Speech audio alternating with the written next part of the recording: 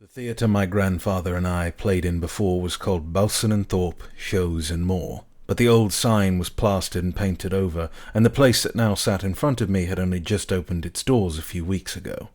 It was now called Clearwater Theatre, and the polished wooden doors had stained glass windows and walls of golden alabaster. At the door, a burly wormblood man with two asymmetric, broken horns was talking to a pair of modestly dressed sailors less than half his height.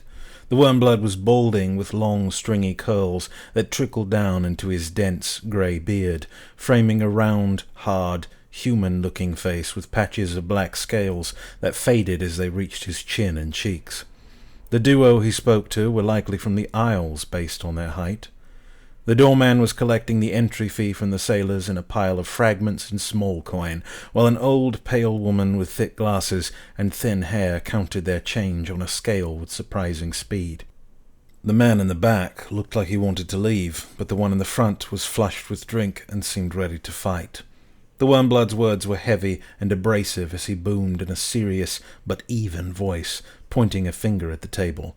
"I can't get you your own box. Your shale is light. I'll need more for balance," he said. He crossed his big arms as the little man in the middle fumed.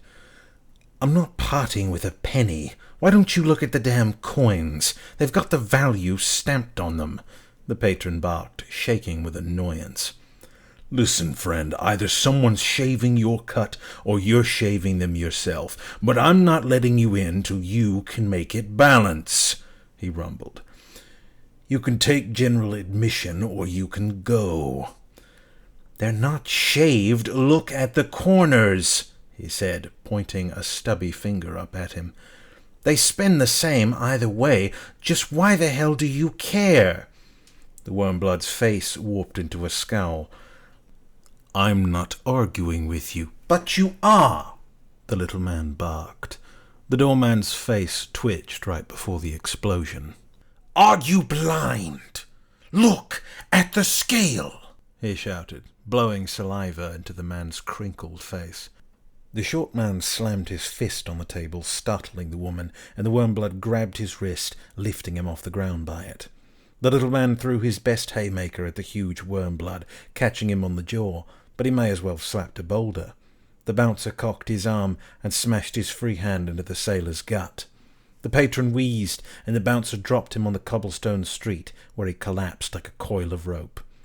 "Take your coin and get out," he said, scooping the small coin into a pile in his meaty palm.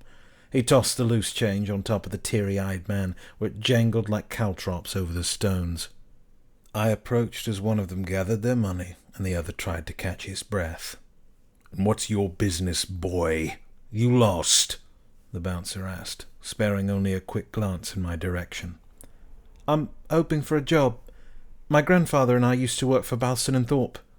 He regarded me with his green, reptilian eyes. He had a mouthful of sharp, draconic teeth, which closed as his hard expression softened. "Can't do it.